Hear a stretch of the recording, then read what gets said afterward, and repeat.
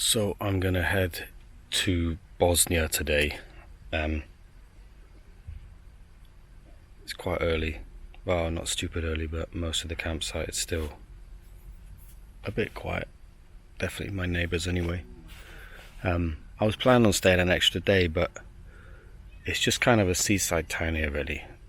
And although it's lovely, I decided that I'm gonna hit the road. When I arrived there yesterday, I thought, oh, I'm knackered. I'm gonna stay for a couple of days, but I had a really good night's sleep last night. I mean, really good. So I'm ready for the road again. I'm going to a little town in Bosnia to visit a friend that I used to play in a band with many years ago.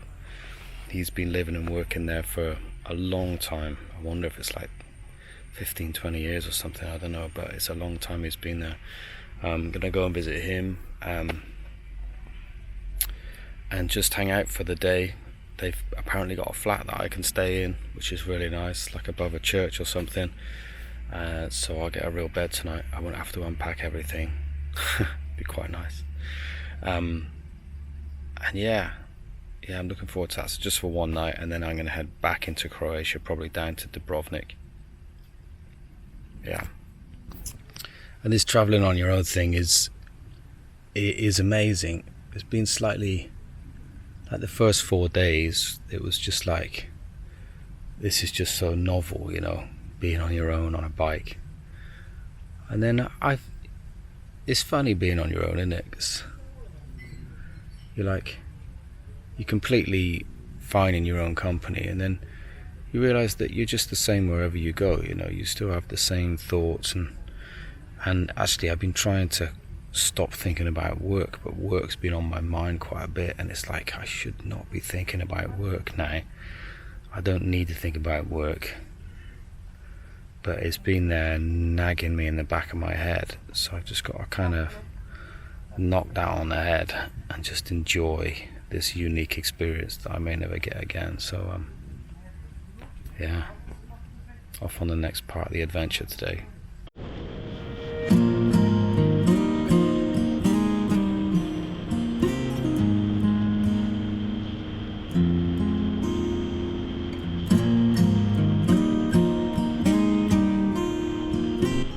In some ways this was the start of a bit of a funny part of the journey for me that lasted a day or two, where I was kind of missing family and stuff, but at the same time really enjoying the solitude. But I don't know if you're like me, you go to work and you do a lot of work when you're at home, and you go to work early in the morning. I'm self-employed and I come home quite late at night sometimes, and it just seems to be a bit of a grind, and you just going, and then you get a chance to kind of disconnect completely, and it's really exciting for the first couple of days because you're like, oh, I'm disconnected, I'm doing something different. But then kind of the reality hits you that you're really not at home, you're not working, you're not doing, and the thoughts start to hit you of like, there's things I should be doing, I should have thought about this, I should have done that.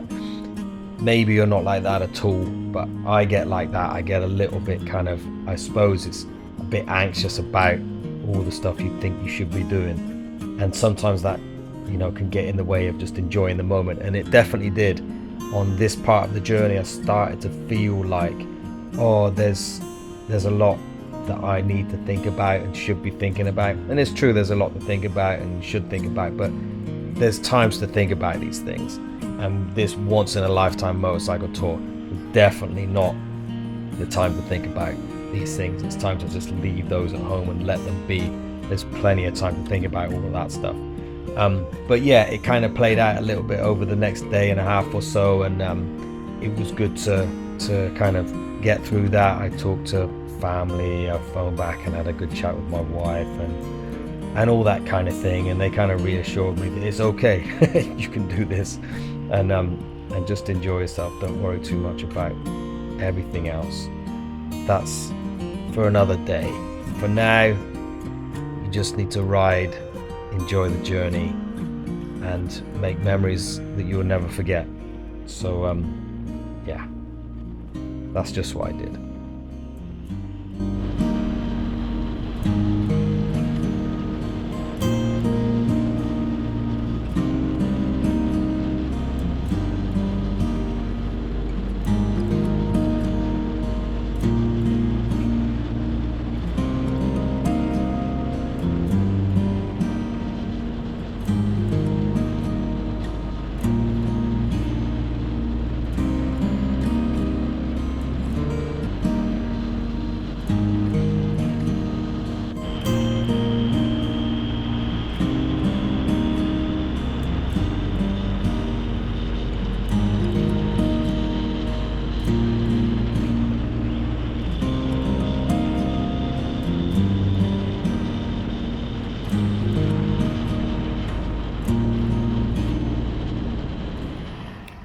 Crossing over into Bosnia today, and I've just ridden up like into the mountains between between Croatia and Bosnia, and the roads were incredible. Did loads of GoPro footage, and now I'm in a little place called Otakak.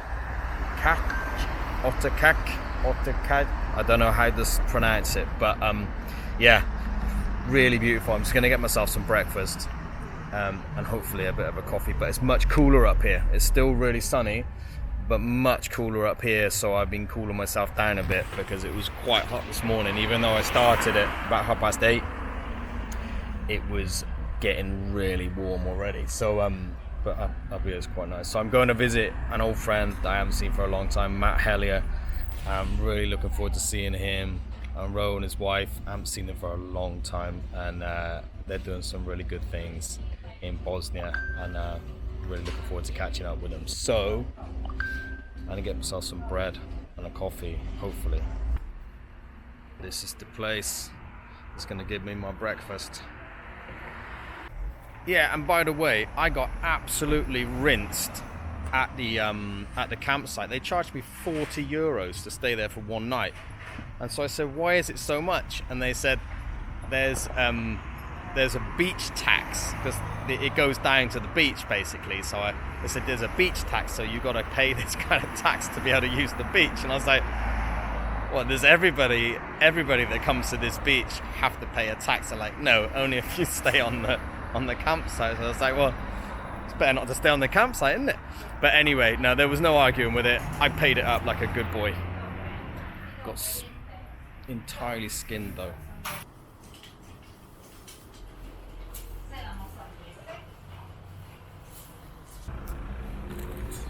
I've never had one of these before. Don't even know what it's called. But it looks good.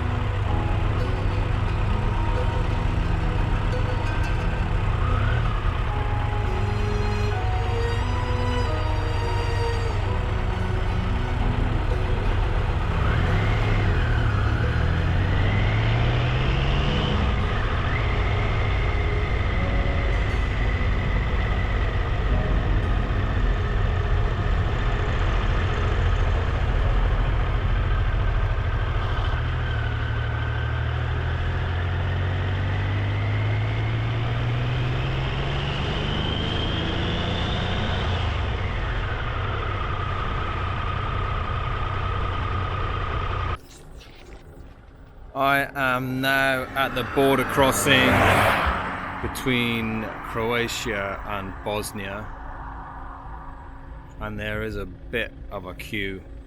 I don't know how long it will take us to get through this, but could be a little while. Nothing seems to be moving very quickly. So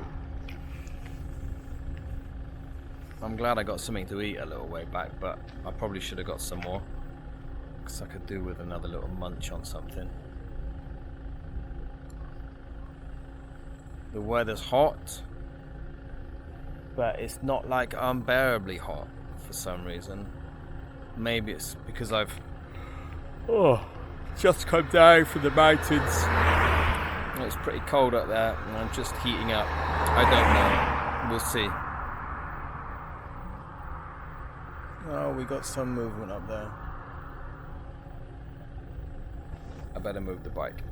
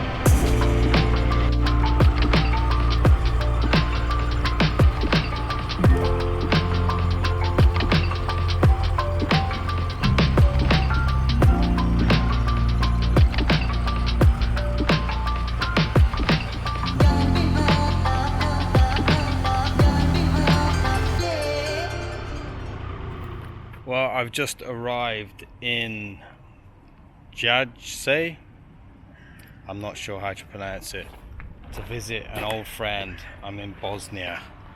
So I've just parked up and I've just paid for a little data package from EE so I could send a message to him, and it cost £6 for this little data package, and I managed to send the message, and then I had like 100 messages come through from Facebook and Instagram, and it used up the whole data package in about 30 seconds. So I hope he got that message, otherwise I'm going to be standing around here for a while. But that's okay.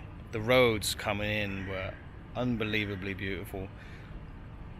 I didn't know what to expect with Bosnia at all. You kind of, I don't know, I just didn't know what to expect. What was it going to be? You know, was it going to be rundown or something? And this is like, feels like quite high-end everything, you know. So yeah, I'm learning new things every day, but this is beautiful, really beautiful.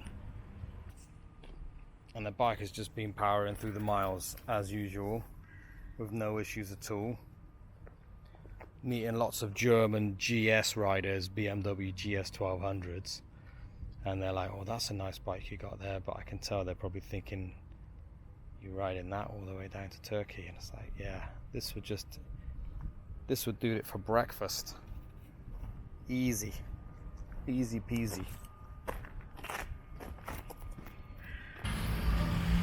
So pretty much everywhere in this town you can see bullet holes, and I'm not entirely sure if these are bullet holes in this sign or if this sign is old enough, but it looks like it probably could be.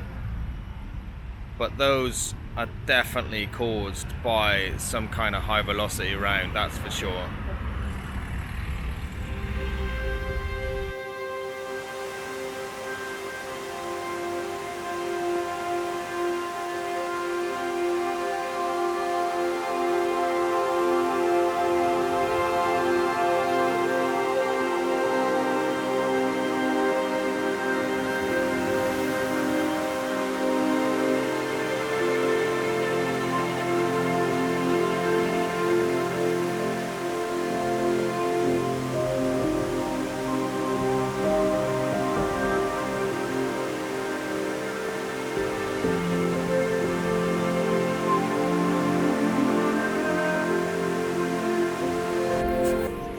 So this apparently, before the war, was a very high-end fish restaurant that all went to kind of rack and ruin after the war, and the owner still owns it and refuses to fix it up.